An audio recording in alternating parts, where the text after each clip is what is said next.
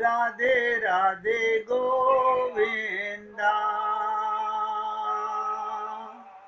राधे राधे गोविंदा, राधे राधे गोविंदा। ओ भजो राधे राधे गोविंदा, राधे राधे गोविंदा, राधे गोविंदा, राधे गोविंदा।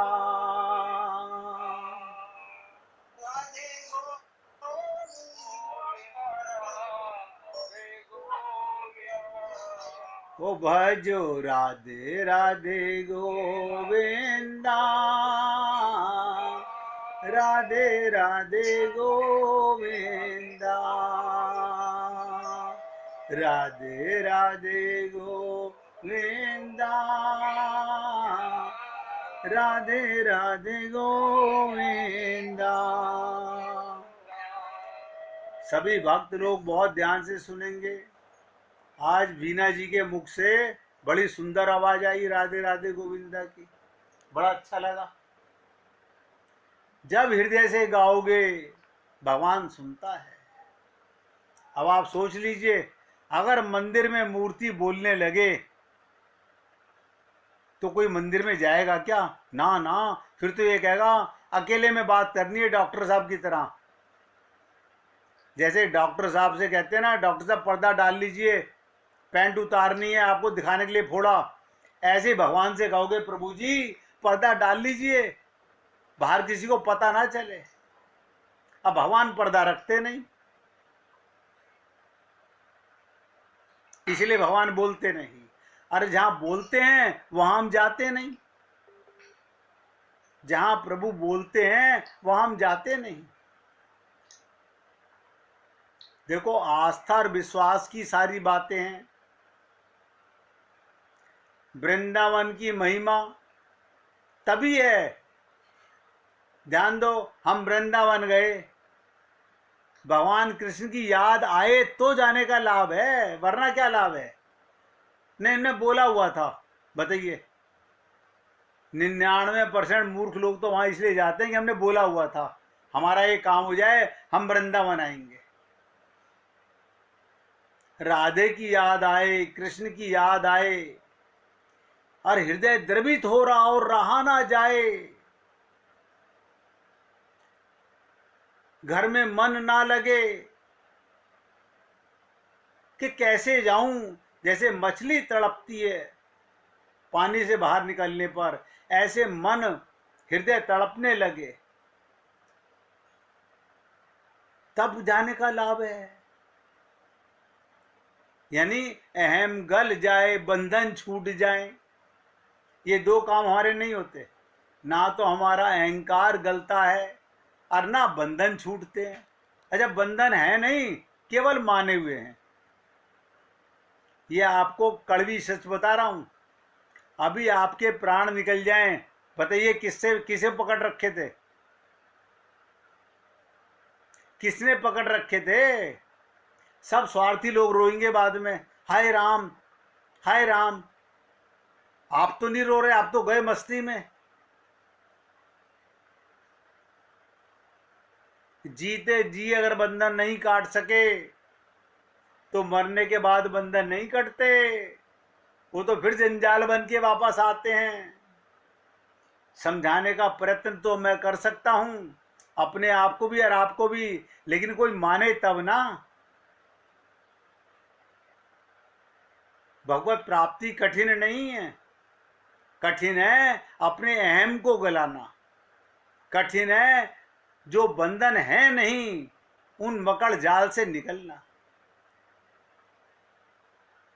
ये अभी 2 दिन से बता रहा हूं, ये मकड़ी का जाला आपका खुद का बना हुआ है।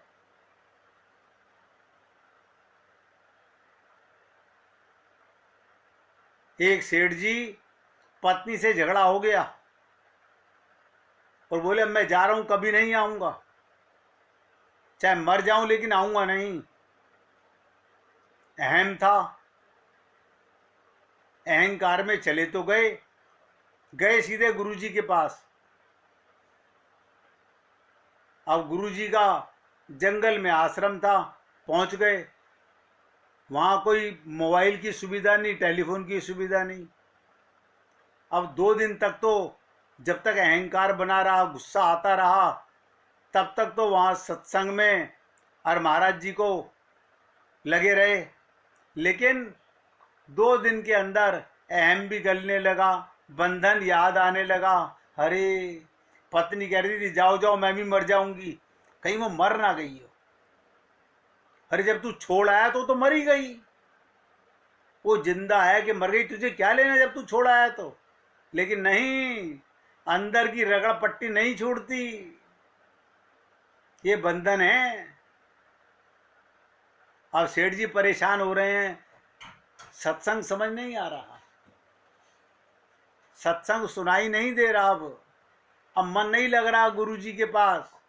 अब मन क्या कर रहा है, एक बार कम से कम किसी तरह पता चल जाए कहीं वो मर तो नहीं गई है।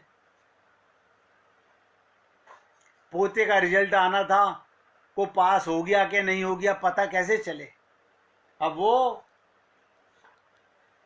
आश्रम में पूछ रहे हैं कहीं आसपास में फोन की सुविधा है। बोले जी 5 किलोमीटर दूर है।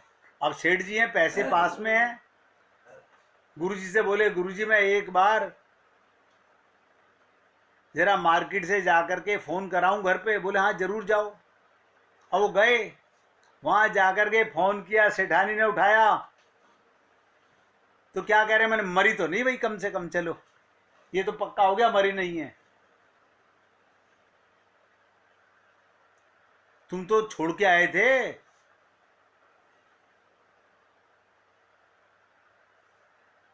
ये हाल है हम सबका।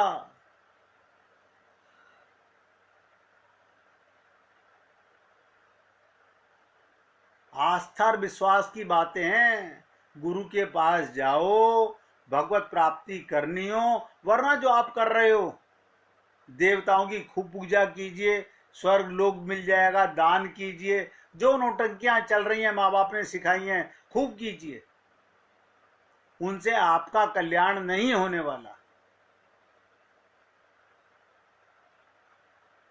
कल्याण माने 84 लाख योनियों से छुटकारा, वो नहीं होने वाला।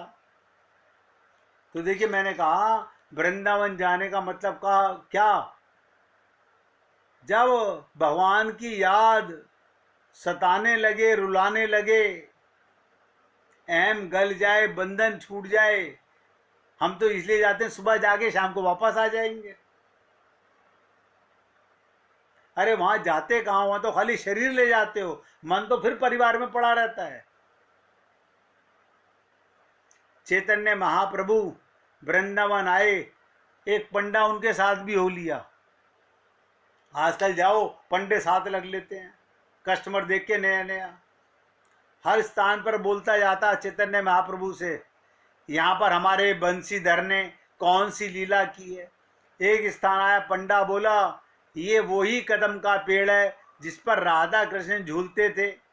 यहाँ पर राधा जी का मोतियों का हार कान्हा से टूट गया था और राधा जी बोली सारे मोती चुनकर इकट्ठे करके मुझे दो। सारे मोती कान्हा ने इकट्ठे करके दिए, पर एक मोती ना मिला तो कान्हा ने बांसुरी से खोदा तो मोती ढूंढने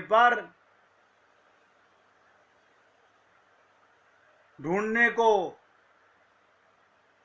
मोती झील बन गई। बताइए अब पंडित जी चैतन्य महाप्रभु को बता रहे हैं, यहाँ मोती झील बन गई।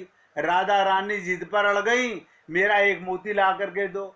फिर कान्हा ने एक पेड़ लगाया और कहा इस पर मोती जैसे फूल आएंगे, फिर तुम ले लेना, ढेर सारे हार बनाना।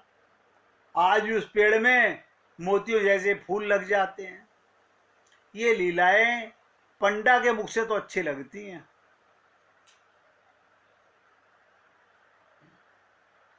ध्यान से सुनो। लेकिन कमाल की बात देखो, हम लोग जाते हैं, अब पंडा बोले मोती लगते थे इसमें पहले, आपको नोट लगने लग जाए हम नोट छीन लें, सोने के बिस्कुट लगने लगे हम सोने के बिस्कुट लूट लें। जब चैतन्य महाप्रभु गए, उनको भी पंडों ने ये बात बोली, तो महाप्रभु की आंखों से आंसू बहने लगे। कभी आपकी हमारी ये दशा हुई क्या?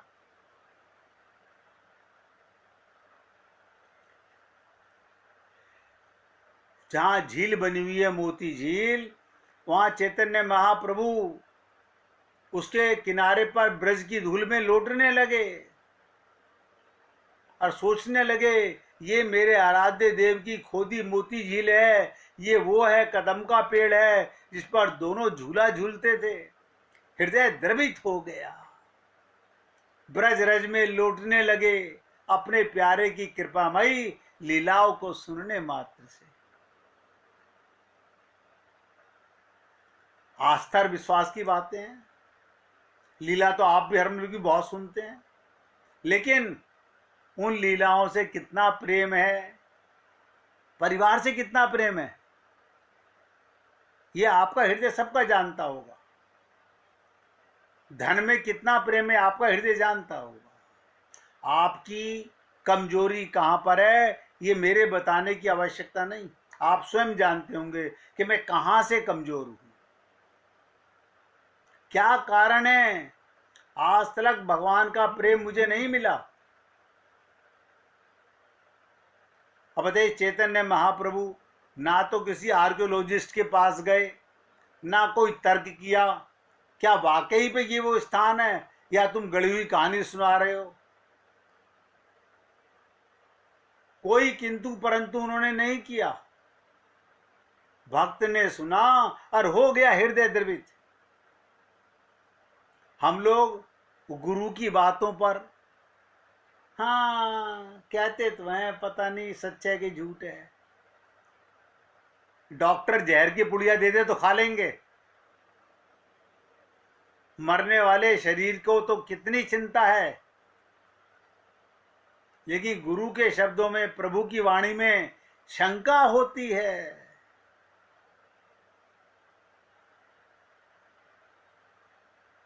अगर भक्त है, अपने गुरु मुख से सुना, संत के मुख से सुना, भगवान के मुख से सुना, हो गया हृदय द्रवित, गया गला रुंध गया, लीला में डूब गया, ब्रज रज में लौटने लगा। भगवान को तर्क करने से नहीं, केवल प्रेम से, आस्था से, विश्वास से पाया जा सकता है। अब नोट कर लीजिए, प्रेम रस की सार की बातें करना चाहते हैं, केवल प्रेम से। प्रेम के लिए आस्था की बहुत जरूरी है, विश्वास बहुत जरूरी है। अब हमारे को विश्वास, आप सब सोचिएगा, भगवान पर और गुरु पर कितना है, और अपने पति और बेटों पर कितना है। आप सोच लीजिए, मुझसे मत पूछिएगा। आपका हृदय आपसे तो झूठ नहीं बोलेगा ना। कोई मुझे बता दे कि आपका हृदय आपसे झूठ बोल सकता है।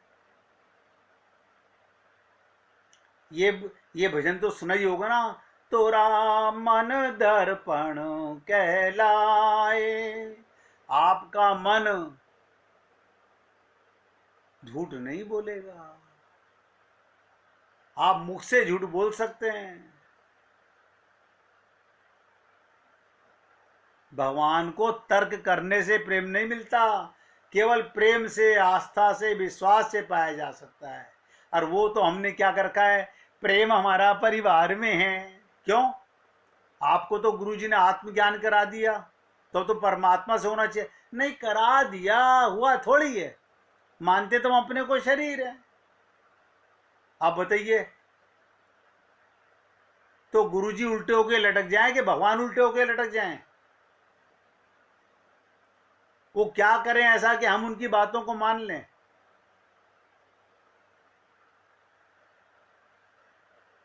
प्रेम कहां पर है, आस्था कहां पर है, विश्वास कहां पर है? यही तो नींव है।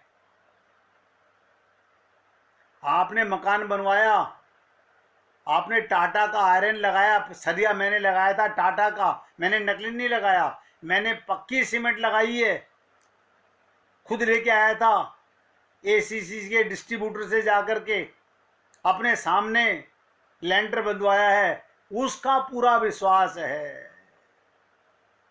इतना विश्वास, इतनी आस्था, इतना प्रेम अगर हमारा भगवान के शब्दों में, गुरु के शब्दों में होता,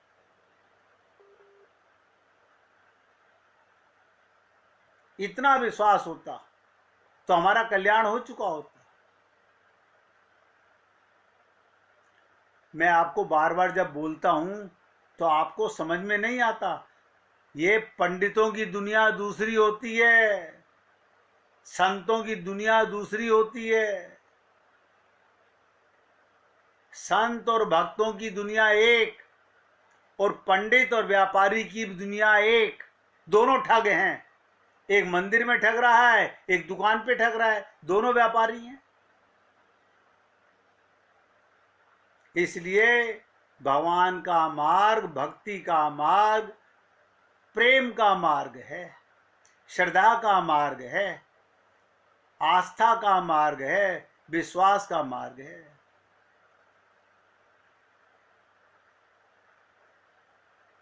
इसलिए कहा गया कि वृंदावन के वृक्ष को मर्म न जाने कोई, डाल डाल और पात पात पे राधे राधे होए। मेरे भाइयों, मैं तो आप सब पुण्य आत्माओं से निवेदन करता हूं, आपके मन में मेरे प्रति कोई भी भाव पूछने का हो, आप खुल के पूछिए, मुझे कोई ऐतराज नहीं है। आप पूछिए, मैं तो आपके हर प्रश्न का जवाब देने के लिए तैयार हूं। लेकिन मन का प्रश्न ये तो हो कि मेरे ये रोग मिटेंगे कैसे। आप सब देख लो, शरीर के रोग मिटाने की आपको कितनी चिंता रहती है। शरीर का दर्द जो मरने वाला है उसकी कितनी चिंता रहती है।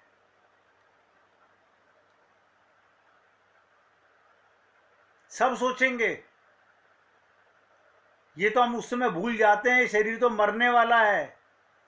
इसका ध्यान रखना तो हमारा फर्ज बनता है, लेकिन इसके पीछे पागल होना कहाँ का धर्म है। लेकिन हम कसम खा बैठे हैं, नहीं शरीर का इलाज तो हमें कराना है, ऑपरेशन कराना मंजूर है। लेकिन गुरु का कहना, भगवान का कहना नहीं मानना। आप मुझे बताइए, किसको विश्वास हुआ कि रामचरितमानस में भगवान राम ने कहा, ईश्वर अंश जीव अविनाशी, चेतन अमल सहज सुख राशि। हाँ सुना तो है, मगर मन में विश्वास तो यही है, मम्मी सगी हैं, पापा सगे हैं। आपको कैसे पता वो सगे हैं? आपको 10-20 साल भी मालूम पड़े कि वो भी आपको गोद लेके आए थे, फिर क्या करोगे? बता दीजिए क्या करोगे उस समय? नहीं, ऐसा तो नहीं है। बताओ, शरीर के रिश्ते नाते तो तुम्हारी खोपड़ी में सच्चे बन गए। जो परमात्मा का तुम्हारा नाता है,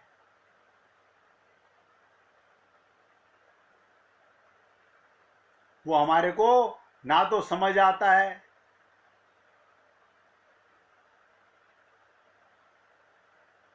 तो कैसे काम होगा? आप सोचिए, देखो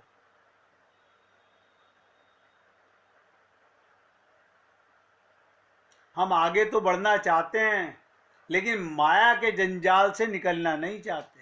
और मैं आपको खुले शब्दों में बोल रहा हूं, जो माया से बाहर नहीं निकलना चाहता, मकड़ जाल से नहीं निकलना चाहता, ये बंधन है नहीं, माने में नहीं छोड़ना चाहता।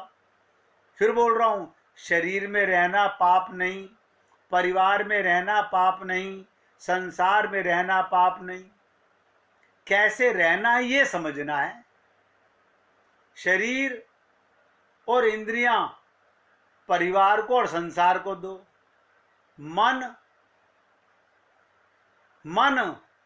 अपने गुरु और भगवान को दो। लेकिन हम लोग क्या करते हैं? झूठ भगवान से बोलते हैं, झूठ गुरु से बोलते हैं।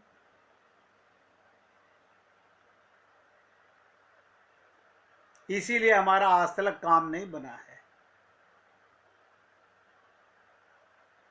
रामचरितमानस में जब ये कहा गया, ईश्वर अंश जीव अविनाशी, चेतन अमल सहज सुख राशि, हमें तो नाचने लगना चाहिए था कि मैं परमात्मा का बेटा हूं,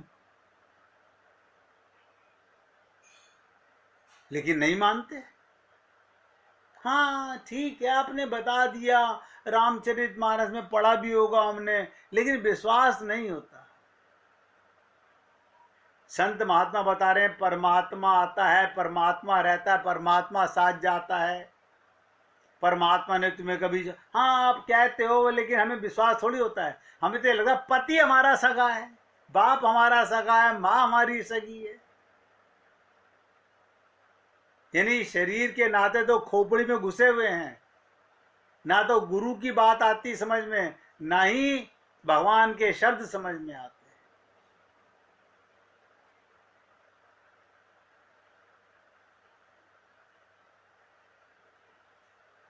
ये कब समझ आएंगे? जब आपको भगवान के नाम की, भगवान के रूप की, भगवान की लीलाओं की लौ लग जाएगी।